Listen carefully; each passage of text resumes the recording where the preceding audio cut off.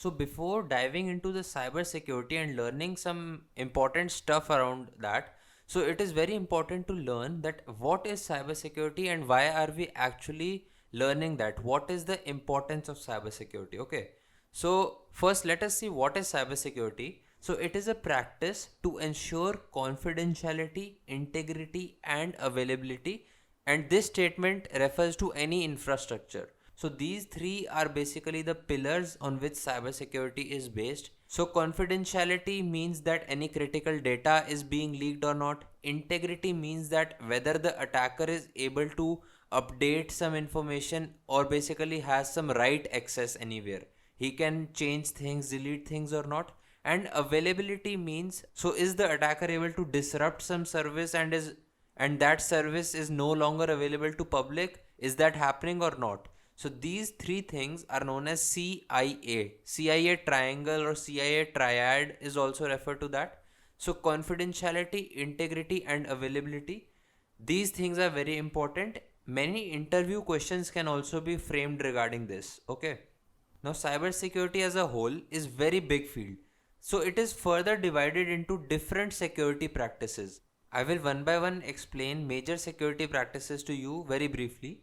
So the first practice is network security. It is the process of protecting the network from unwanted user attacks and intrusion. So basically it is a practice of securing our network infrastructure. Second is application security. Now, apps require constant updates and testing to ensure these programs are secure from attack or not.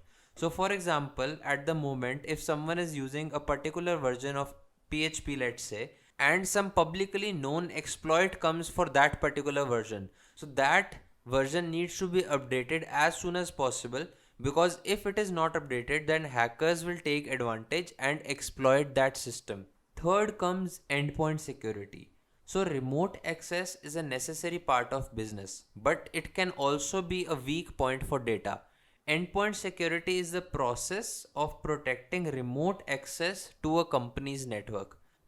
So, ethical hackers here test that whether the endpoint security is ensured or not, like if any attacker can gain access to remote systems or not. So next practice is data security. Inside of networks and application is data, which is the main thing. Protecting company and customer information is a separate layer of security. This point I think is very clear. Next, we'll move to identity management. Essentially, this is a process of understanding the access every individual has in an organization. So, there are different roles in every organization. For example, there is a CEO, there is a manager, there is an employee, and everyone has a different access. So, as an ethical hacker, if we are into this domain, we need to ensure that everything is properly organized and no lower privilege user can pretend to be a higher privileged user and gain access. Sixth point is database and infrastructure security. Now everything in a network involves databases. Whatever data we have, user, password, bank details, everything is stored in a database, and physical equipment. So protecting these devices is equally important. We need to harden these devices. By harden, I mean that they should be tested thoroughly so that data is not leaked from them, and best security practices should be applied there. Seventh practice is cloud security. Many files are in digital environment or the cloud, like we have Google Drive, OneDrive. So these things are the cloud. Protecting data in a 100% online environment presents a large amount of challenges. So there can be sometime misconfigurations. For example, we are all aware of AWS, Amazon Web Services. It allows you to host websites, and there are very much configuration involved in that. So even if one configuration is not done properly and hackers come to know about that, so they can easily exploit that. So these things should be hardened, and cloud security is becoming a very big thing these days. So next come mobile security. Now cell phones and tablets involve virtually every type of security challenge in and of themselves. So it is pretty clear, I need not explain this point more. Next comes disaster recovery and business continuity planning. In the event of a breach, natural disaster or other event, data must be protected and business must go on.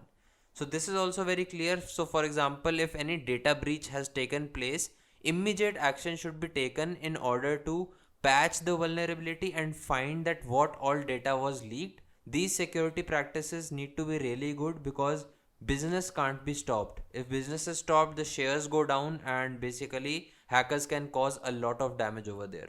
So these were the 9 practices that I thought I should list them. These are not limited. There are even more fields to it, but these ones are broadly the most important ones. I hope you understood what is cybersecurity and what are the practices that people usually follow.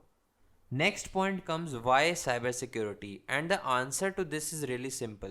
The answer to this is that everything is going digital these days. Banking you do online, purchasing you do through e-shopping, clothes you have to buy you again do e-shopping. So these things, when everything is getting online, you need to be cyber safe always. Hence cyber security is the future. It is very important that you are safe from these attacks, your business is safe from these attacks, and if you have the skill to protect things, that is really awesome. So I hope you learned a lot of stuff over here. Thank you for watching this.